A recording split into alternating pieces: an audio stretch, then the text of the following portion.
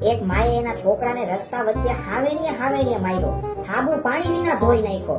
શિવ શિવ શિવ શિવ શિવ.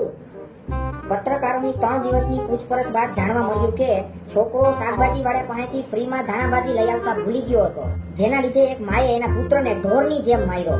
ઓહો, બહુ સારું કામ કર્યું. એમાં શું સારું કર્યું મમ્મી? બિચારાને કેવો માર્યો હશે. હા તો મારવાના જ ને, મારી તોડી નાખવાના. તમે ધાણાભાજી લઈ આવતા ભૂલી કે ના જાવ? મમ્મી પણ અમે એક તો બટેટા ને રીંગણા ને દૂધી ને એવા શાકભાજી ઘર માટે લેવા જાય, ઈ જ મોટી વાત કહેવાય. હવે એમાં અમારે ત્યાં જઈને ફ્રીમાં ધાણાભાજી માંગવાના? તમે શાકભાજી લેવા જાવ એમાં મોટી વાત શું થઈ જાય? ઈ કે તો પેલા મને. આ તો છોકરાઓ થોડા કઈ શાકભાજી લેવા જાય, એવા છોકરી વાળા કામ છોકરાઓ પાસે કરાવો તો મોટી વાત જ કહેવાય ને. તમે શાકભાજી લેવા જાવ ત્યારે તમને છોકરી જેવા કામ લાગે. બાકી ગર્લફ્રેન્ડ ને કપડા ગિફ્ટમાં દેવા હોય તો તરત છોકરીની દુકાને હેલા જાવ છો લટુરા પટુરા થઈને.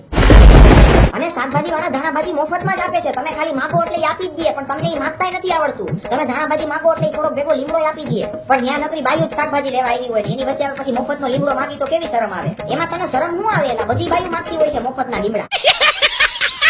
બહુ દાંત કાઢમાં ને સાંભળ, ગેસ ઉપર ગરમ દૂધ કરવા મૂક્યું છે એનું ધ્યાન રાખજે. હું ચોકડીમાં કપડા ધોવા બેવું છું, ઉફાણો આવે ને એટલે તરત ગેસ બંધ કરી દઈ છે. તમે એક કામ કરો મમ્મી, મને એને મહિનાનો પગાર આપતા જાવ એટલે આખા ઘરનું કામ હું જ કરતો જાવ. દૂધ ગરમ કરવાનું, બટેટા સુધારવાના, ડુંગળી સુધારવાની, લસણ ફોલવાનું, હાવ કામવાળા જેવી જિંદગી કરી નાખી છે. એ કામવાળા વાળી ઘરકામ તો બધું આવડવું જોઈએ. કોક દી તમે ન હોય તો કામ લાગે.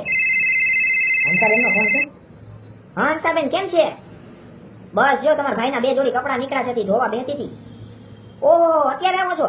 આવો. હું લાલો અમે કંટાળતા હતા ઘરમાં એકલા. હા આવો. હા કોણ આવે છે મમ્મી? હંસાબેન બેસવા આવે છે. તો હવે તું એક કામ કર, સામેથી 3 ગ્લાસ શેરડીનો રસ પાર્સલ કરાય અને એને કહેજે કે અંદર બરફ નો નાખે. ફ્રીજ ઉપર માં પાકીટ પડ્યું, જા 30 રૂપિયા લેતો જા. ઈ કાકા બરફ વગરના ગ્લાસના 15 રૂપિયા લે છે. હો 15 રૂપિયા થોડા હોય. હવે એને કહેજે કે અમે રોજ લેવા આવીએ છીએ, અહીં સામે જ રહીએ છીએ, એટલે 10 રૂપિયામાં આપી દે. મને એવું કહેતા શરમ આવે. હો એટલે આ બરફ વગરનો રસ પાર્સલ લઈ આવીને તેમાં જાજો રસ આવે, પછી અહીં ઘરે બરફ નાખી દેવાનો હોય. જરી બોલો તો કઈ કાકા ના નો પાડે, આપી દે 10 રૂપિયાનો ગ્લાસ. ના રે ના, મને ત્યાં બોલતા શરમ જ આવે. હો તો એક કામ કર, તું તારા બાપાના કપડા તું ધોઈ નાખ એટલે હું રસ લઈ આવું. તને શરમ આવતી હોય ને તો